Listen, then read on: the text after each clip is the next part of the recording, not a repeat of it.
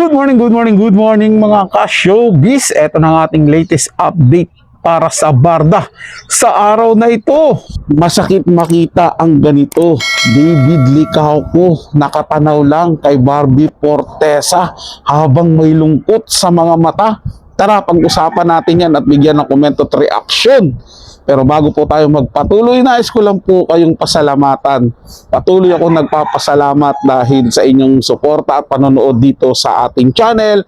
At sana tuloy-tuloy lang po tayo, wag po tayong magsawa na manood at maki-update sa ating Barda. Mga ka-showbiz, mga kapwa Barda Pansky dyan. Kaya naman kung hindi ka pa nakapag-subscribe dito sa ating channel, ano pang hinihintay mo? Mag-subscribe na at i-hit ang notification bell para laging mauna ka sa mga bagong balitang showbiz. Panoorin at pakinggan ang buong detalye at ikaw na ang humusga.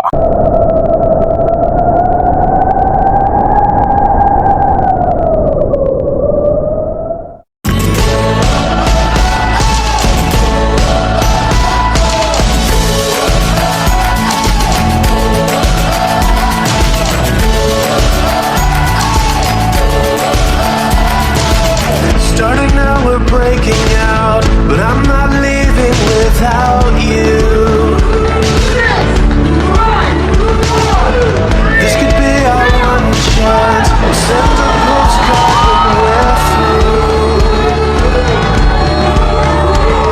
We'll get there together. We'll get there together. I'll meet you at the starting line. Don't you ever leave my side. We'll get there together. We'll get there together. If it takes all day or night.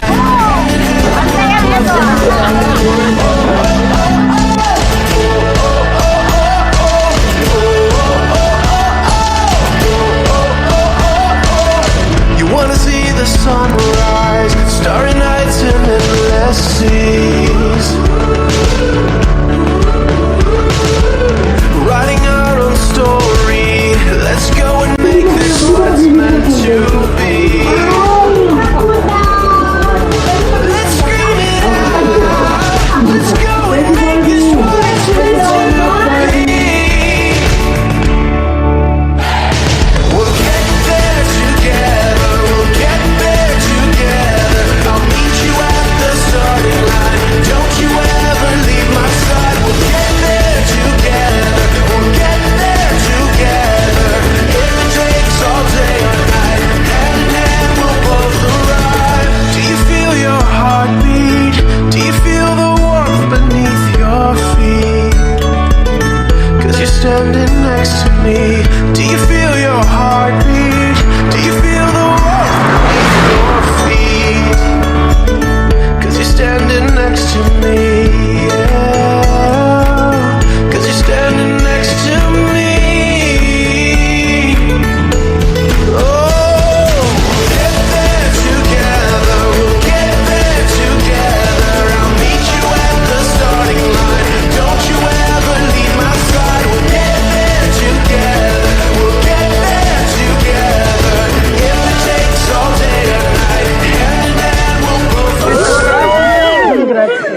Alam niya yan. Ako nag-uusap kami sa... say what you wanna say to me now. I wanna wake up with you in the morning. Oh, yeah. Okay na. Okay na po. Salamat sa...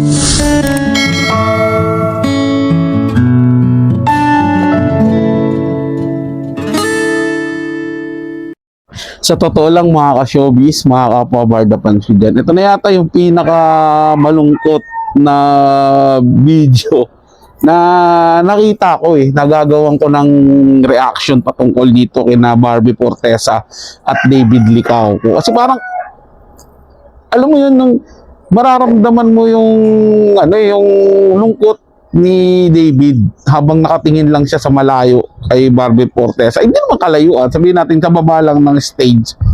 Pero pagbaba ni Barbie hindi rin sila nagkausap, nagkalayo. Although sa panran, siyempre panran yun, magkadikit sila ro, nagpansinan naman. Kaso iba talaga yung, alam niyo yung parang gusto nang kumawala ng damdamin.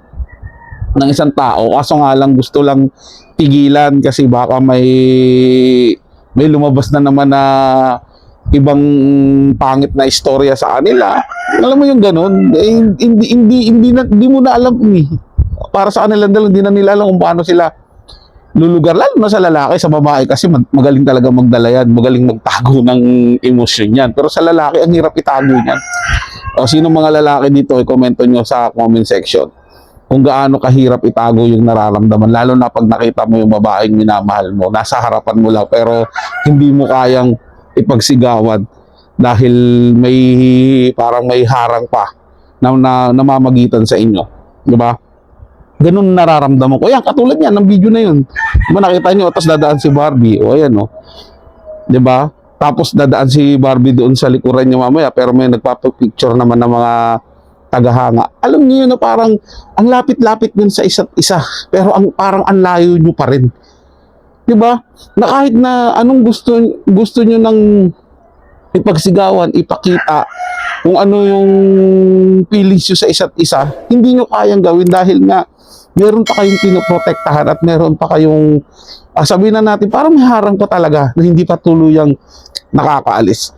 Dagdag pa dyan yung mga mata ng mga taong nag-aantay lang kayong magkamali para lalo kayong siraan.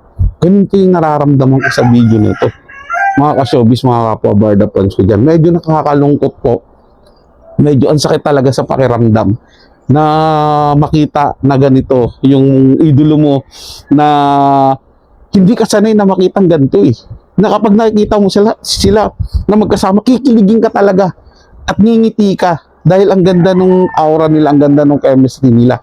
Pero itong sa video na to, may part talaga na nakakalungkot talaga isipin, di ba? At minsan masisisihin mo na lang din yung ibang tao lalo na yung mga basher na nag-aantay na makita silang magkaganyan na wasak na wasak.